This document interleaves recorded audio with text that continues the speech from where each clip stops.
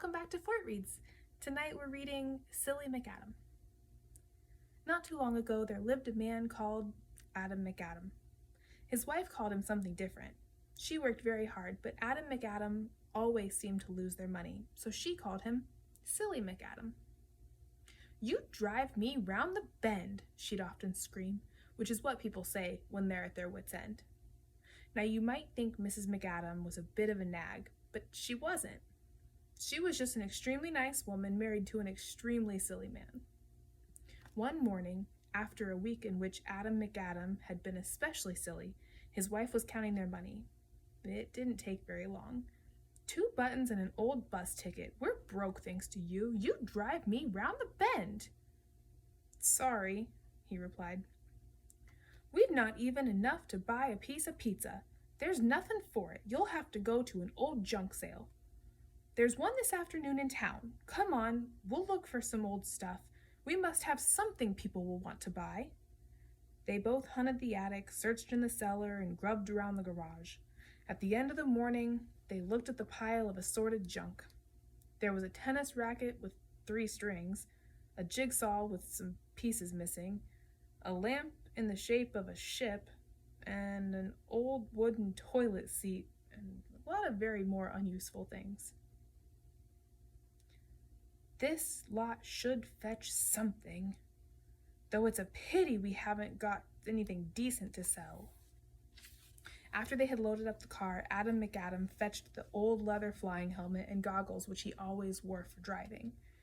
As he drove along, he liked to pretend he was flying an airplane, and he used the horn to shoot down enemy planes. Of course, why didn't I think of it before? She said. You can sell that silly old helmet. It's pretty old, and I'm sure it'll fetch quite a bit.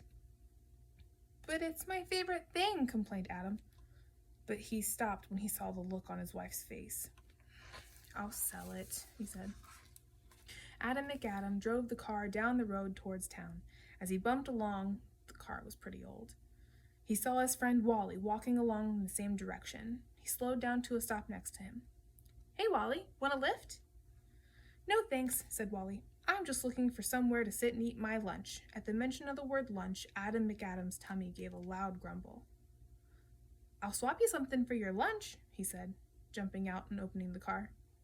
There was nothing that Wally wanted until he noticed the old leather flying helmet on Adam's head.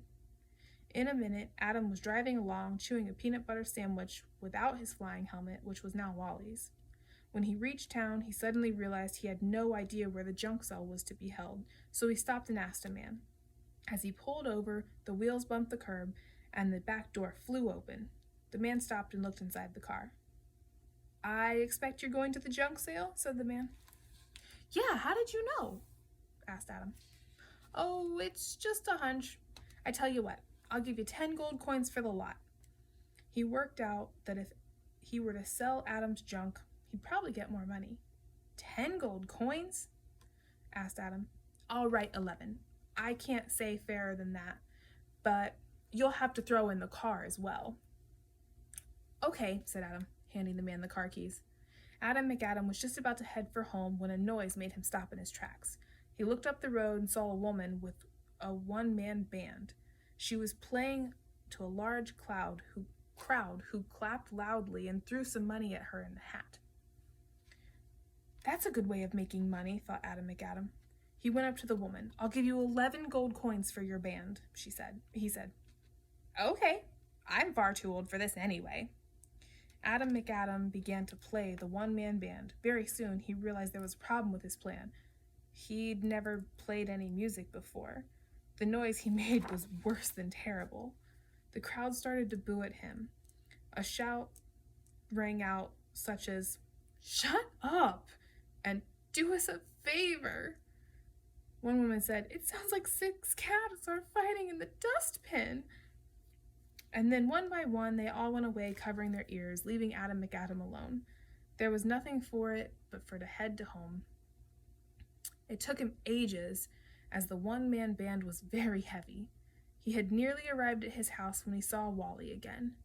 Wally said, "Please help me, Adam. It's my son's birthday tomorrow, and I haven't got him a present yet, and now all the shops are closed."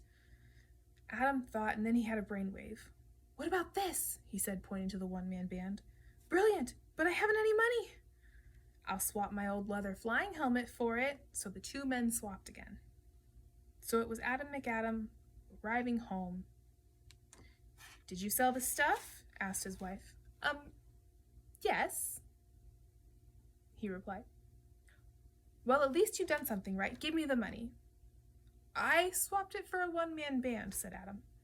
"Well, give me that then," said his wife. "I swapped it with Wally for my old flying helmet." "Why did he have your old flying helmet?" she asked. "Because I swapped it for his lunch on the way to the town," he said. Mrs. McAdam's eyes grew wide, and she started to shake with rage. "You drive me round the bend," she said through clenched teeth. "You mean to tell me you left with a load of stuff and a flying helmet, and you've come back with just a flying helmet?"